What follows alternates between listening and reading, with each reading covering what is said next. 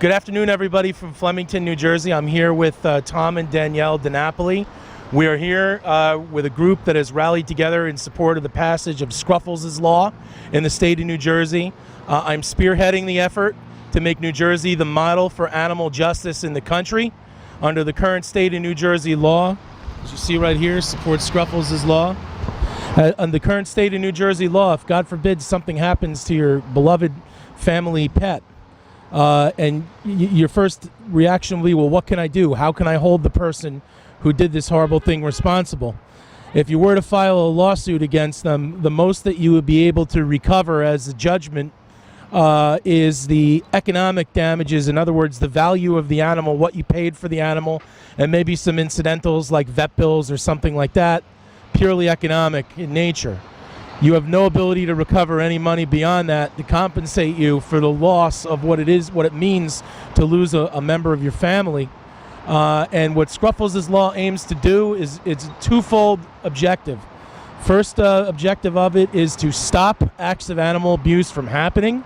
And the second component of it is if an act of animal abuse or negligence or recklessness which causes harm to a domestic companion animal does happen, it will give you real recourse in a court of law and encourage skilled counsel to want to take your case and bring animal abuse cases to court.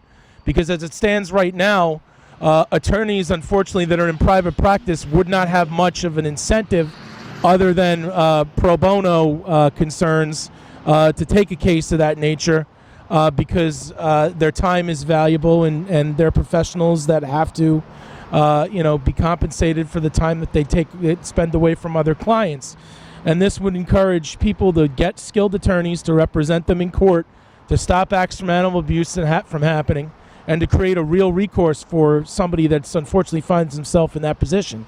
Now, what it does is it allows for, of course, recovery of economic damages as it is right now, but also I proposed a $10,000 statutory damage provision, which means that if you prove a violation of the statute, you're guaranteed to get a judgment for at least $10,000 against the animal abuser.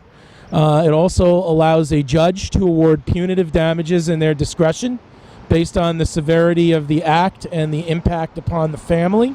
And it also provides for an award of attorney's fees. It'll be a fee-shifting statute similar to the New Jersey Consumer Fraud Act, which will enable a plaintiff to get an award of their attorney's fees. In other words, make the other side responsible for payment of your counsel fees if you win. It's going right now through the state legislature. I've spoken with a couple legislators that have expressed a great deal of interest in making New Jersey the model for animal justice in the country. My understanding is that it's currently working its way through the nonpartisan Office of Legislative Services, and then it will move forward towards someone in the Senate and the Assembly acting as a sponsor. I campaigned when I ran for the New Jersey State Senate last year.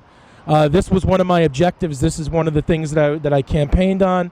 I was proud to be endorsed by the New Jersey League of Humane Voters in my campaign last year. And although the election result last year didn't happen the way that I liked it to, nonetheless, I'm still committed to delivering on that promise that I made last year. And as I'm running for Congress now, I want to take animal justice to the federal level in Washington and do whatever I can in there to protect and the bonds between a pet owner and their pet member of their family, beloved family member, and recognize that bond throughout the country. And we'll make New Jersey the national model and then do it all across the United States.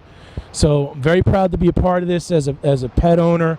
It's a big important thing for me as an attorney. It's very disheartening to have to tell somebody that I don't want to take your case or I'm not able to take your case because of the reality of it, the practical reality of it.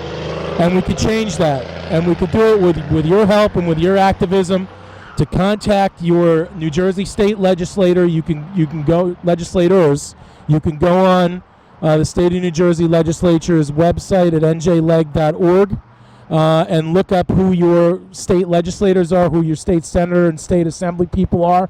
contact them, call them, email them, tell them you support Scruffles' law, tell them you want justice for Scruffles, tell them you want animal justice in New Jersey, and that they should sponsor and support and vote for the bill and get it passed as quickly as possible, and then tell Governor Murphy you want it passed to make New Jersey the leader in animal justice for the country. I'm very proud to do this. I'm honored to be joined by the DiNapoli family and everyone else that's here today that's taken time out of their beautiful Saturday afternoon to stand up for pets and to protect them. Thank you all. I thank everybody for coming. God bless you. God bless the state of New Jersey. God bless America. Thank you. Anybody have any questions about Scruffles' law? You all know what it is. I'm glad that you're here to support it. Yes, yes.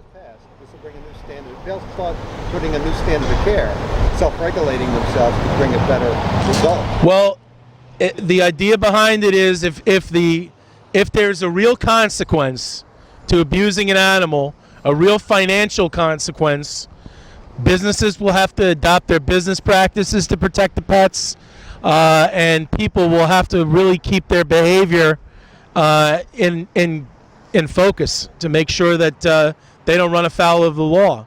It's a gap in the law where unfortunately we don't have adequate protection right now for our pets, so I want to make sure that we get it. Yeah, sure. Yes.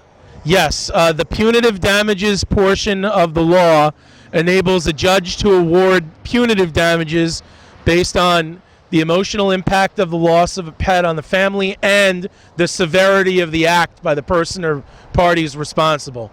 But the most important thing that it does is it has a statutory provision, which is you're going to get an award of $10,000 for proving a violation no matter what. So you're at least going to get that, and you're going to get your counsel fees as a result of prevailing on a claim on Scruffles' law.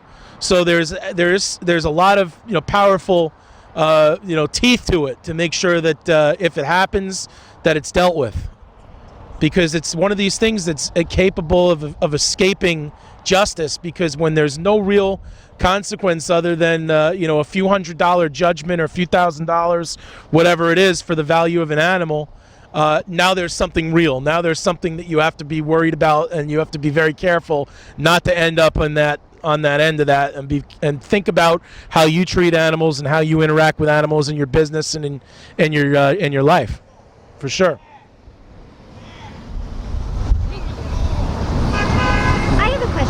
Thank you. Yes. Go ahead. If this were to happen again to someone, they're bad. It seems, I don't know if people know how to handle it, how to take the power back from pets part, because it seems like these things are happening and it's all over the table and people kind of walk away. People will know about, once Scruffles' law passes, people will know about it.